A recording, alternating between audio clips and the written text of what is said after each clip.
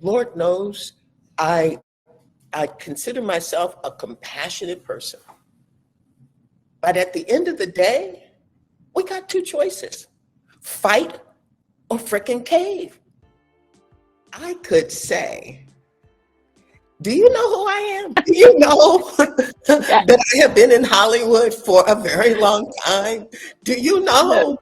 know, that I have created success in the world? And do you know that these principles have been in me and founding me my entire life? And Okay. so when I remember back to the beginning of my journey, there was so much that resonated in my being with the things that I was reading. I had picked up some literature around Buddhism, and it like spoke to me. And it said the things that were in my heart. It spoke to me, but I was concerned that moving towards this information was going to be in some way blasphemous and too chill for the industry that I was trying to be a part of. And it really perplexed me and had me doing what I now know is a really effective way to navigate our lives. It pushed me to ask what we call here in the Inner Fitness Studio effective and empowering questions. And I started asking out of angst, but how do I follow these concepts and drive towards success? How do I manage having to compete the way you have to compete in this business and drive towards this idea of wholeness and expansion and all of that? And here are some things that have emerged. And the thing about the Inner Fitness Studio and the work we do here at the Inner Fitness Studio, there is nothing that we share that isn't already in the world and has been in the world for, if not hundreds of years, because certainly some of all of this stuff dates back to Plato and Aristotle and great thinkers, because truth doesn't have an age. Truth is truth. And the only thing that changes about truth is how it is shared. And when you land on a way that resonates with you and you embrace truth, you cannot go wrong. So the person that I am becoming, because my intention, knowing that I am an infinite being, like if we live in an infinite, universe, if your name for a higher being is God or whatever it might be, that entity is breathless and deathless. And if we're wanting to become more of who we are wanting to operate from principles and wisdom and knowledge that is greater than who we are in the moment. And so no matter what the trajectory of my life and death will be, my intention is to be expanding into who I am until I take my last breath. And when it comes to truth principles, when you know yourself, you are empowered. Because when you know the surviving self and how you were triggered and how the brain operates, you don't have to be a neuroscientist, but when you know how the brain works and you know how easily it can be triggered where issues of dis-ease are concerned, That is information that can inform the rest of how you show up and where you spend your time in your life. Because the most important thing that we can do, understanding the nature of the surviving self, is to strengthen that muscle that is the thriving self. That part of us that has the objectivity that the surviving self does not have. It is not in its toolbox. It is not what is it here to do. It is here to survive, period. And it uses everything in its wake to survive, and I ain't mad at it, because we need that, and that has supported us.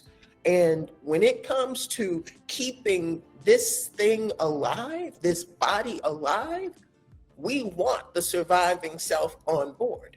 But its nature is so specific and so obvious that we do ourselves a disservice if we don't really focus in on and get to know the thriving self and then build out those muscles.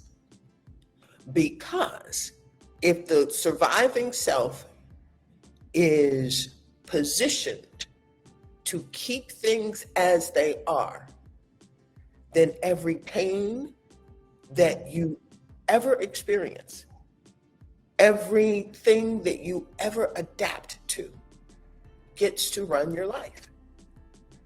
And if you are in, I'll use myself, if I'm in an industry that can be really challenging, cutthroat, and I want the gifts of following my passion without the burdens, then I have to work to be able to hold on to myself. Another thought when it comes to the reason we build out the thriving self is the surviving self isn't visioning. The surviving self isn't thinking about its future. The surviving self isn't even able to connect to something inside that is calling to you. So you leave a huge part of yourself untapped, unlived, unexplored, if you don't have the muscle of the thriving self to help you. And let's give another shout out to the surviving self.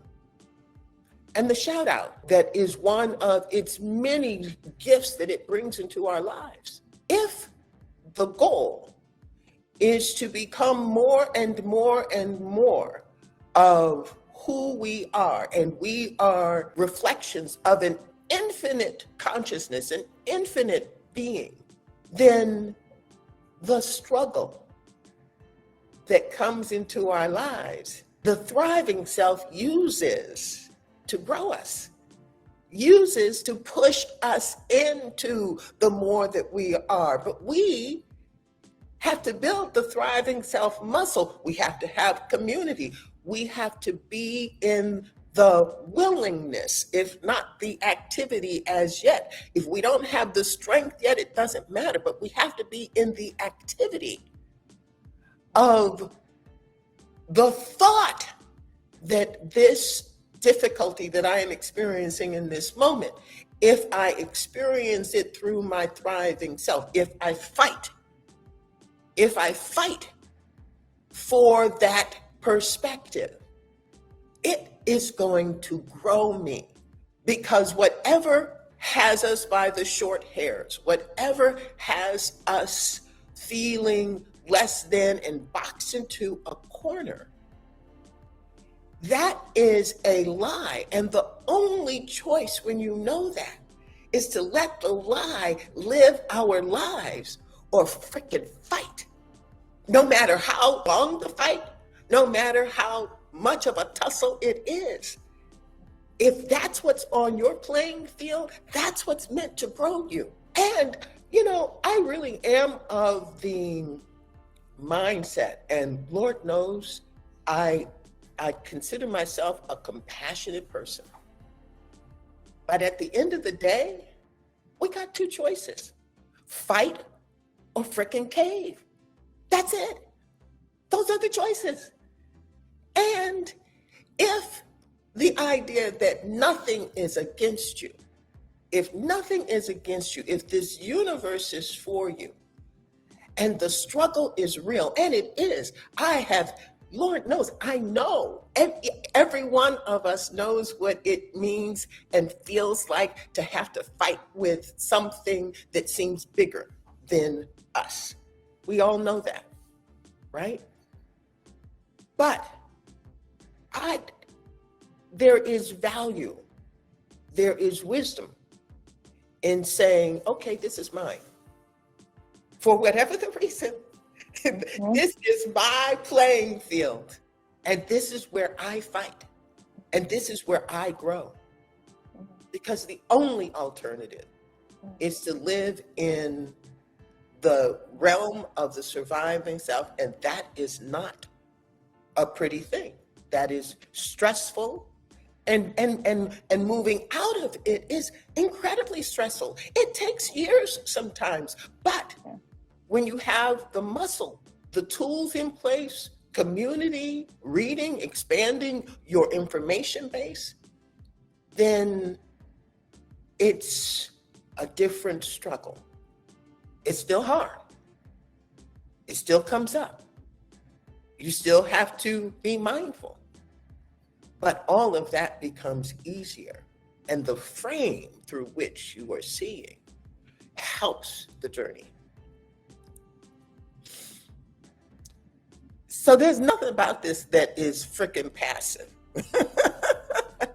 There's nothing about this that is going to take your fight away. It's going to improve how you stand in where you stand. And it's going to allow you to make choices. As much as I love my acting career, if I had to choose between fame and holding on to myself, my sense of self, and my sense of being connected and driven by something greater that is not another human being, then I'm going to choose the latter. And I'm okay if fame passes me by. But you can't make those kind of choices if you don't know who you are. Surviving, thriving, infinite. If you are gaining value from this channel, then I ask that you subscribe. And even more important, if you are gaining value, share this channel with someone else. And let's be a part of changing the world in terms of how we deal with, see ourselves, and treat ourselves. Thank you for being part of the journey.